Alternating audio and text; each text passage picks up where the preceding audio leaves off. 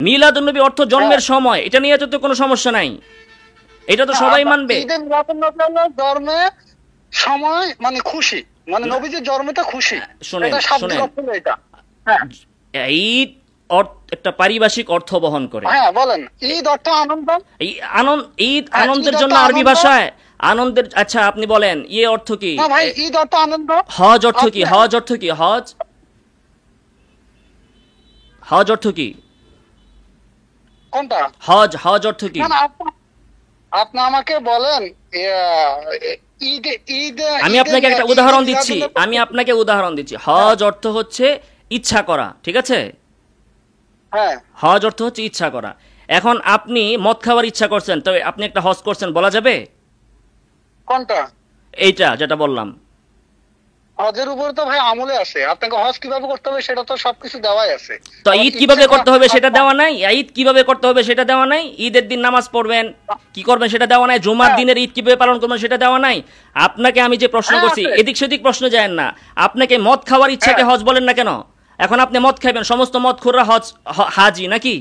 তো শরীয়ত তো আনন্দের জন্য রাখছে সুরুর, আনন্দের জন্য শব্দ রাখছে ফারাহ লোগাতে, ভাষায়, আরবি ভাষায়। কিন্তু সব আনন্দকে তো ঈদ বলে নাই। তো আল্লাহ রাসূল কেন বলছে যে তোমরা কোনো দিনকে ঈদ বানায়ও না? তাহলে আপনার তো আজকে আপনার বিবাহ, ওইটাও তো আপনার আনন্দের দিন। তাহলে আনন্দ করতে না করছে, তাহলে 12 মাসের ভিতরে কোনো দিনই তো আনন্দ করা যাবে না।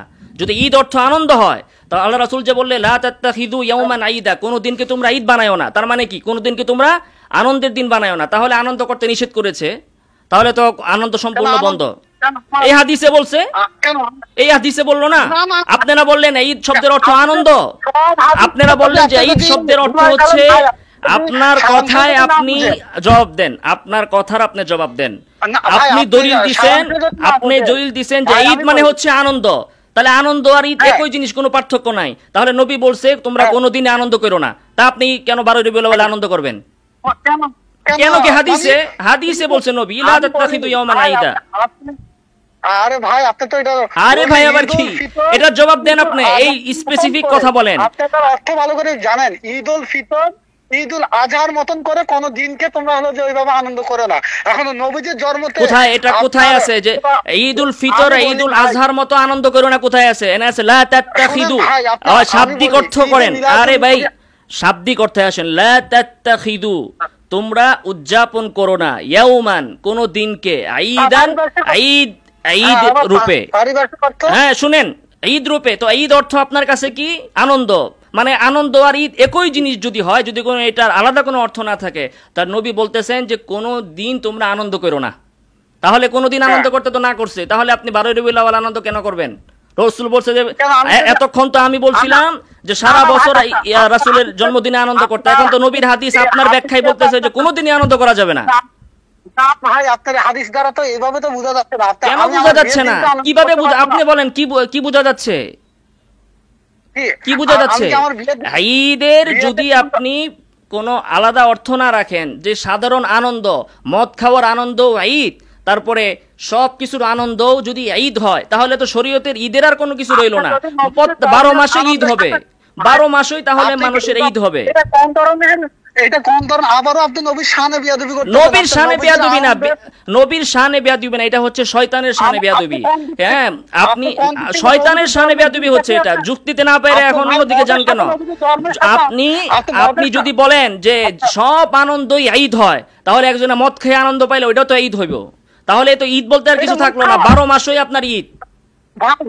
মদ সম্পূর্ণ হারাম ভাই, এটা আবার ঈদ হয় কেন ভাই? হারাম না, আপনি বলছেন না যে আনন্দ, ঈদ মানে আনন্দ, তো হারাম আনন্দ তো ঈদ হবে আনন্দ।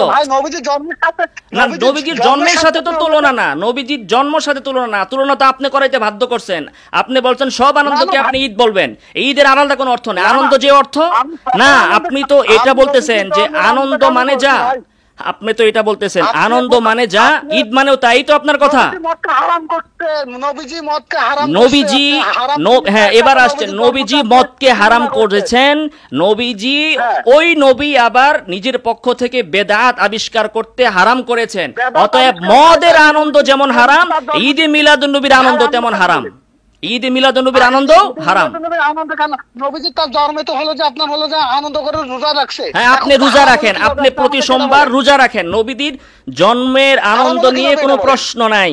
প্রশ্ন আপনি আসছেন এখানে তর্ক করার জন্য ভাই, আপনি তো হেদায়েত গ্রহণের জন্য আসেন না, আপনি আসছেন তর্ক করার জন্য। আপনি তো তর্ক করার জন্য আসছেন। আপনি নবীর শানে হলো যে আপনি নবীর শানে বেয়াদবি আপনি করেছেন, আপনি নবীর শানে বেয়াদবি করেছেন, আপনি নবীর সাথে বেদাতের শব্দ যুক্ত করেছেন। আপনাদের এত বড় সাহস, নবীর জন্মদিনকে আপনারা খ্রিস্টানদের মতো, যারা তারা যেমনি ঈসা আলাইহিস সালামের জন্মদিনকে ঈদ বানাইছে, আপনারা নবীর জন্মদিনকে ঈদ বানাইছেন খ্রিস্টানদের মতো। সবচেয়ে বড় বেয়াদব হলো আপনারা। এত বড় স্পর্ধা আপনার যে নবীর জন্মদিনকে কেন্দ্র করে আপনি বেদাত বানান।